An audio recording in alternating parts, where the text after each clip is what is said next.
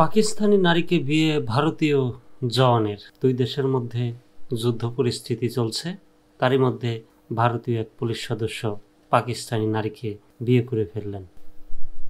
প্রতিবেশী দুই দেশ ভারত এবং পাকিস্তানে এক দেশ থেকে অন্য দেশে বিয়ের মতো পারিবারিক বন্ধনের বেশ প্রচলন রয়েছে।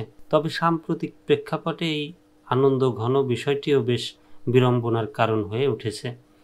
সম্প্রতি পাকিস্তানি এক নারীকে বিয়ে করার কারণে চাকরি হারিয়েছেন ভারতের কেন্দ্রীয় রিজার্ভ পুলিশ ফোর্সের এক সদস্য। সিআরপিএফ জওয়ান মনির আহমেদের বিরুদ্ধে অভিযোগ, পাকিস্তানি নারীকে বিয়ে করার পর সেই তথ্য গোপন করেছেন তিনি। তবে অভিযোগ অস্বীকার করে মনির আহমেদ দাবি করেছেন তিনি কোনো নিয়ম লঙ্ঘন করেননি, অনুমতি নেওয়ার পরই বিয়ে সম্পন্ন করেন। রোববার হিন্দুস্তান টাইমসে প্রকাশিত একটি প্রতিবেদন অনুযায়ী মনির আহমেদ 2017 সালের এপ্রিল মাসে সিআরপিএফে যোগ দেন। এরপর তিনি পাকিস্তানের নাগরিক মিনাল খানকে বিয়ে করেন, কিন্তু সেই বিয়ের তথ্য তিনি কর্তৃপক্ষের কাছে গোপন রাখেন বলে অভিযোগ ওঠে। শুধু তাই নয়, অভিযোগে বলা হয়েছে মিনাল খানের ভিসার মেয়াদ শেষ হয়ে যাওয়ার পরও তিনি তাকে নিজের বাসভবনে রেখেছিলেন।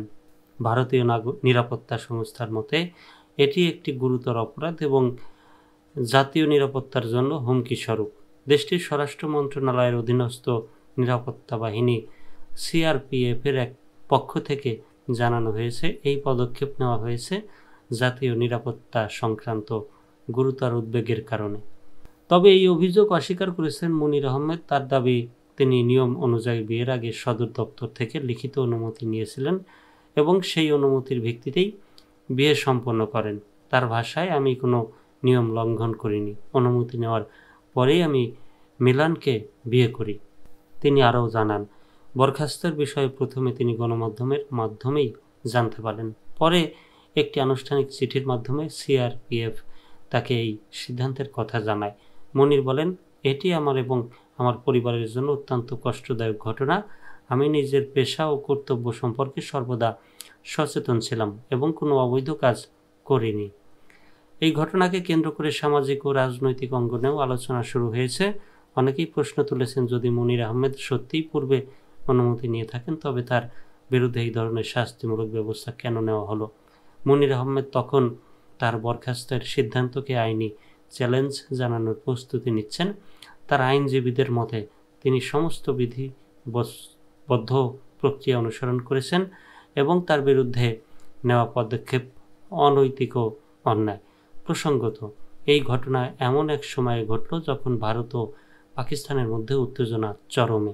ভারত নিয়ন্ত্রিত জম্মু কাশ্মীরে সাম্প্রতিক এক সন্ত্রাসী হামলায় 26 জন বেসামরিক নাগরিক নিহত হওয়ার পর পরিস্থিতি আরও জটিল হয়ে উঠেছে।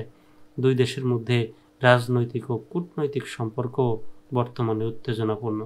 এই প্রেক্ষাপটে মনির আহমেদের বিরুদ্ধে ওঠা অভিযোগ এবং তার বরখাস্তের ঘটনাকে অনেকেই শুধু একটি ব্যক্তি পর্যায়ের বিষয় হিসেবে দেখছেন না, বরং এটি বৃহত্তর রাজনৈতিক ও নিরাপত্তাজনিত বাস্তবতার প্রতিফলন বলেও মনে করছেন।